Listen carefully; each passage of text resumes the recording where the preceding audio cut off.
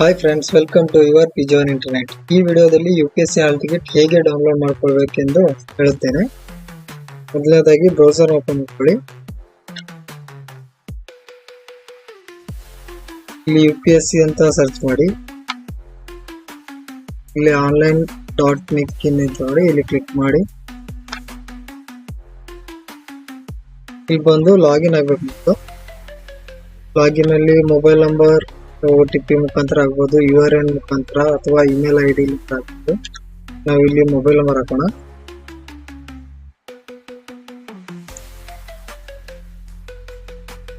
ಕ್ಯಾಪ್ಚನ ಹಾಕೋಬೇಕು. Send OTP ಮೇಲೆ click. ಇವಾಗ OTP ಬಂದಿರುತ್ತೆ, ಅದನ್ನ ಹಾಕೋಬೇಕು. ಇಲ್ಲಿ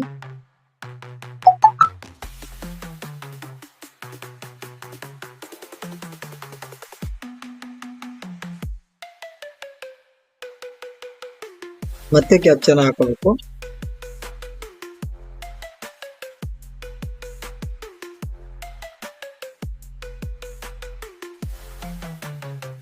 ಇಲ್ಲಿ ವ್ಯಾಲಿಡೇಟ್ OTP ಮೇಲೆ ಕ್ಲಿಕ್ ಮಾಡಿ.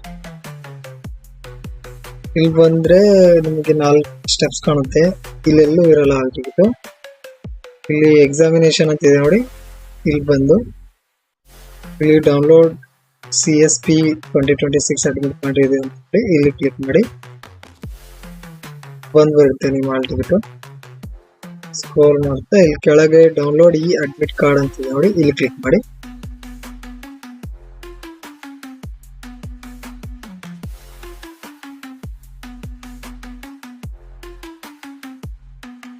ಸ್ವಲ್ಪ ಲೇಟ್ ಆಗ್ತಿದೆ.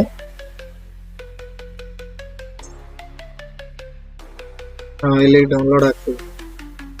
ಕ್ಲಿಕ್ ಮಾಡಿ ಓಪನ್ ನೋಡಿ. ನಿಮ್ಮ ಹಾಲ್ ಟಿಕೆಟ್ ಡೌನ್ಲೋಡ್ ಆಯ್ತು. ನಿಮ್ಮ ಹೆಸರು, ರೋಲ್ ನಂಬರು, ಹಾಗೆ ನಿಮ್ದು ಎಕ್ಸಾಮಿನೇಷನ್ಸ್ ಎಲ್ಲಿದೆ ಅಂತ ಕರೆಕ್ಟ್ ಆಗಿ ನೋಡ್ಕೊಳ್ಳಿ.